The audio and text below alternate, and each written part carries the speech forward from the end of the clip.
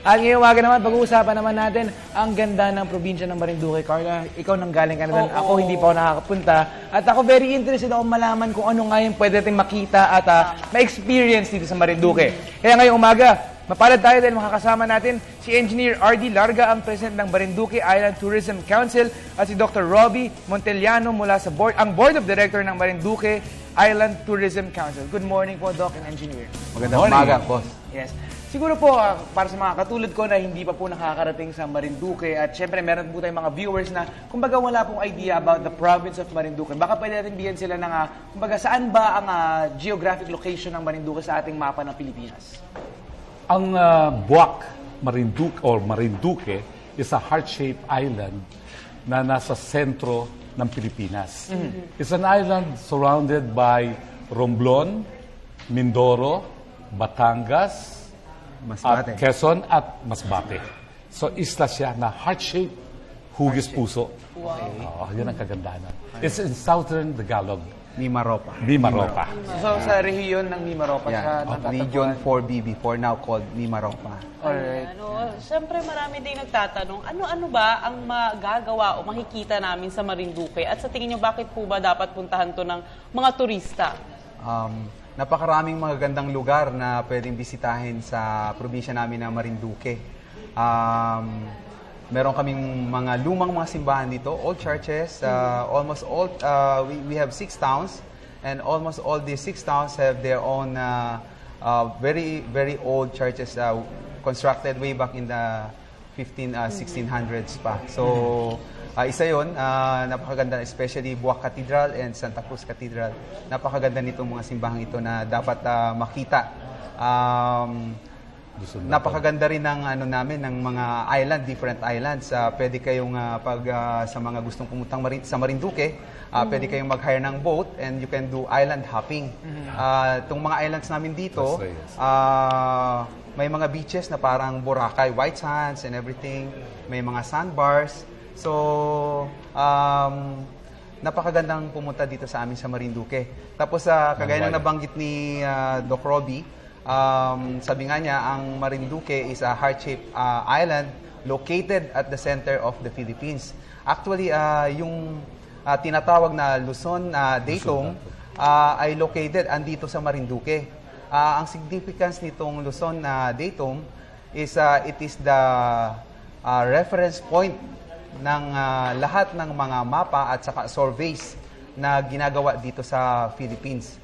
Ibig sabihin nun na yung sa pag gumagawa ng maps at surveys, ito yung point number 1. Okay. So, yun. Yes. So nabanggit niyo rin po yung mga beaches na meron na tayo makikita dito at sabi niyo nga malapit ito at pinapaligiran ito ng mga island ng Mindoro at Romblon. Alam natin na magaganda ang mga beaches sa mga areas na yun. So I'm expecting na magaganda rin po ang ma-expect natin na beach dito sa Marinduque. White sand rin po ba ito? Yes. Katulad na lang ng napaka-famous na Boracay na puntahan po ng karamihan sa atin. Una-una sa Torrijos, makikita natin ang Puktoy White Beach. No? And then sa Manuaya Island, meron kaming sandbar doon. At it's also a white beach sa Palo Maria. And it's napakaganda ng pagka-develop doon.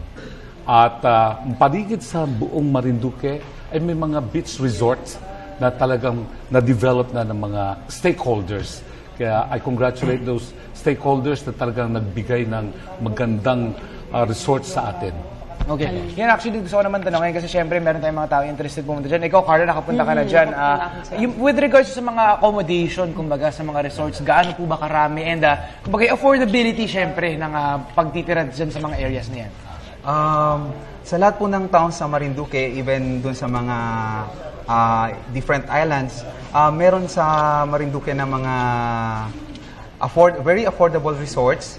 At when I say affordable, the cost ranges from 600 pesos to around 1,000 only for a day.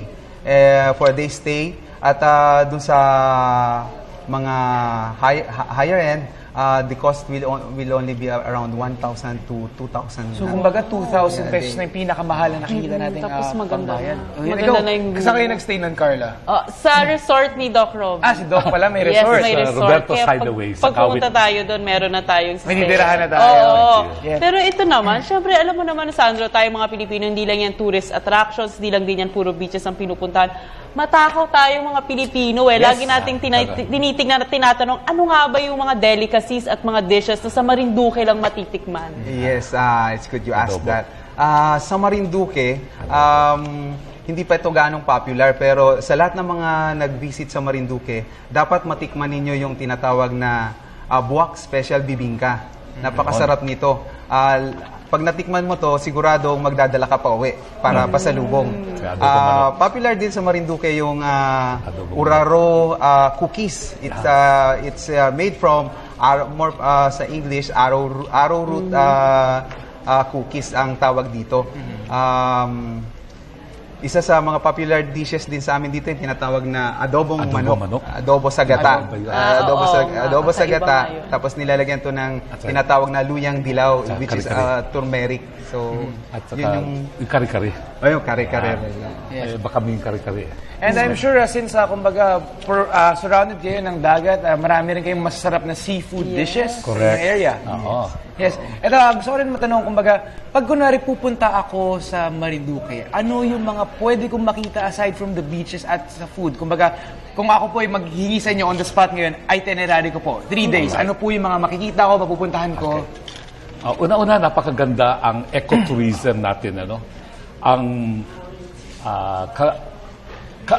Carmen Ecotourism na dinevelop ng ating gobyerno sa Santa Cruz.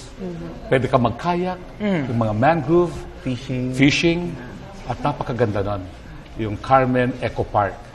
And then, marami pa tayong mapupuntahan, mga Mount Malindig, the highest peak mountain na you can go mountain climbing. Wow. Freedom Park. Freedom Park na pwede ka mag-zipline at saka pwede mag-team building doon. At napakaganda. Yun ang isa sa Sa mga Tres places na pwedeng i-visit, idagdag ko lang. Yung Tres Reyes, napakagandang island nito. Dapat mabisita ng mga pumupunta sa probinsya namin sa Marinduque. Snorkeling at Sa mga activities, andyan yung napakaganda ng mga dive sites sa amin. So yung mga scuba divers, yung mga diving aficionados, dapat puntahan yung Marinduque. I-try ninyo ang mga dive sites namin. Ito naman, ang Marinduque din naman po, kilala din po kayo sa mga tradisyon ninyo. Like, for example, kung paano nyo i-welcome yung mga bisita ninyo. And of course, yung mga festivals na sikat din kayo. Ano-ano po ba ito?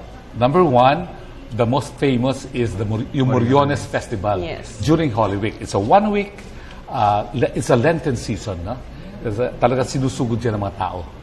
Local and foreign. And then, we have the traditional putong. Yung talagang we treat the guest or mga bisita na king and queen. Pinuputungan namin sila, kinakanta namin, at parang binibigyan namin, kinokoronahan namin. At it's like a novena, serenading them for their good health, good luck, and we shower them with flowers and coins and money. Para It's a very unique way of welcoming a guest. Para magkameron kayo ng good luck. Alright. Well, actually interested ako, kunwari, ako po magta-travel po ako going to Marinduque. So what are, kumaga may options for getting to Marinduque? And usually, ang travel time po ba natin, paano ba ito, gano'ng katagal ang papuntang Marinduque? That's very nice, no? Kasi isla siya, paano tayo makakarating? It's by land and by sea and by air. Land and sea, una-una, marami tayo mga bus liner available. It's like a tourist bus. Ang jackliner, ang jamliner, and some other tourist bus is going regularly every 30 minutes. Pumupunta for 3 hours to 4 hours from Quezon City or Makati to Quezon, Lucena, Talaw-Talaw Pier. So 3 to 4 hours, and then by sea, by Roro, round the clock ang Roro. You have 24 fast hours craft. ang operation. 24 hours yan. Midnight, morning, early morning, noontime, afternoon. And then soon, magbubukas na po ang airport. Hopefully. Wow. Hopefully soon, within 30 minutes.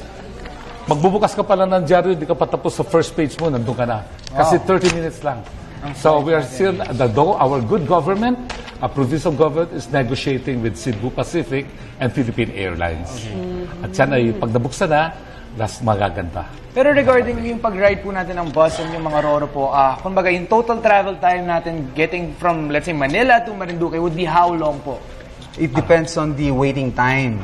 Waiting So time, yeah, okay. waiting time, but waiting time taken into consideration, travel time will total maybe 6, 7 hours. So it's a little bit long, but if you want to really travel fast going to Marinduque, your best option is to drive your own car, and to time your arrival in Marinduque just on time for the departure of the fast craft. Yes, I understand yun nga po, bago po itong fast craft na to. Kasi ako, na-experience ko na rin po ito, like sa Visayas po, parang Bacolod to Iloilo, meron sila mga fast craft na ganito. So, ang fast craft po naman ay paano po ba, from Lucena hanggang Marinduque Marinduque na. po? Gaano po katagal naman ang biyahe? 1 It's hour just and 40. more than 1 an hour. 1 hour and 30 minutes to 40 minutes. It depends on the sea condition. And then, ito po, round the clock also to, ang mga fast craft natin? Twice a day lang. ang- Twice a day, twice a alright. day So, lang. meron po ba tayong mga scheduling for that?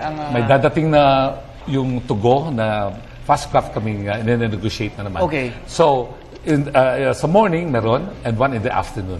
So, morning and afternoon. Morning and afternoon. Alright. One in the morning, one in the Ayan. afternoon. Ngayon, So, Sandro, Using that mode of transpo, travel time will be cut into just 5 hours. Ayan. It's just like traveling to Baguio. So pag drive ka ng sarili mong car at mag-take ka ng fast cut, para ka lang nag-drive papuntang Baguio. Actually, ito, sir, nabanggit nyo kanina yung Putong at saka yung Moriones Festival. So, paano nyo ba kami mabigyan ng kumbaga konting history or konting background tungkol po kung paano po nabuo itong mga festivals na ito na sineselebrate natin? Okay. Nung dumating ang mga Spanish friars, no, or Spanish priest, may isang pare na nag-introduce ng tradition ng Moriones. Okay. It's a sort of a sacrifice.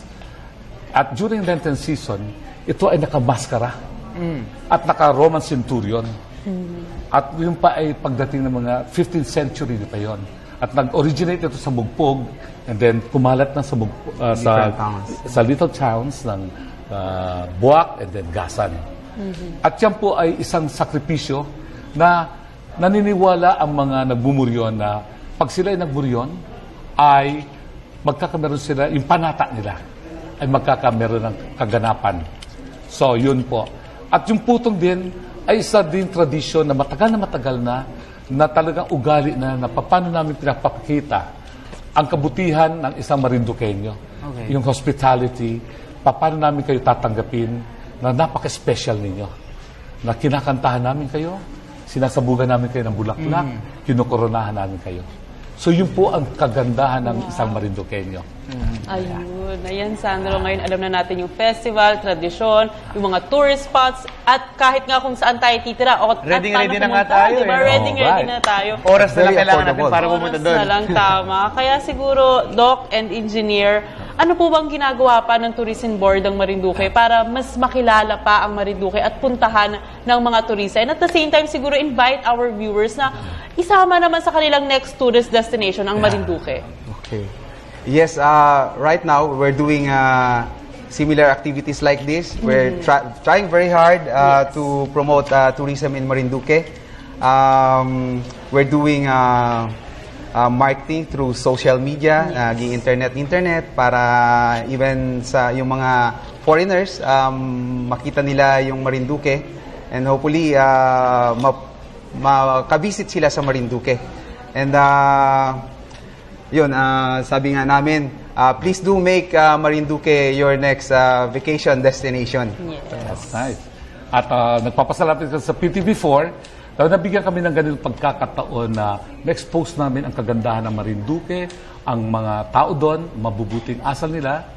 At through social media ay maganda yung partnership ng Marinduque Island Tourism Council and the government in partnership sa tinatawag natin PPP, Public-Private Partnership.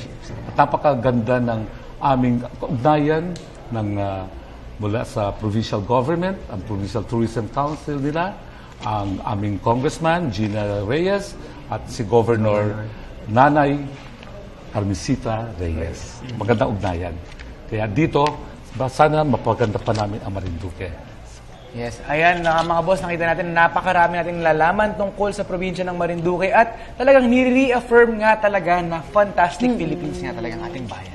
So maraming salamat sa inyong panahon ngayon at sa inyong na-share tungkol sa probinsya ng Marinduque. That was Engineer R.D. Larga, ang President ng Marinduque Island Tourism Council, at si Dr. Robbie Montellano, ang Board of Director ng Marinduque Island Tourism Council. Thank you po for your time. Maraming salamat din sa pagkakataon. Salamat. Mabuhay ang Pilipinas, mabuhay ang Marinduque. Thank you so much. Ayan, Sandro, sana sa next destination mo, isama mo ang Marinduque.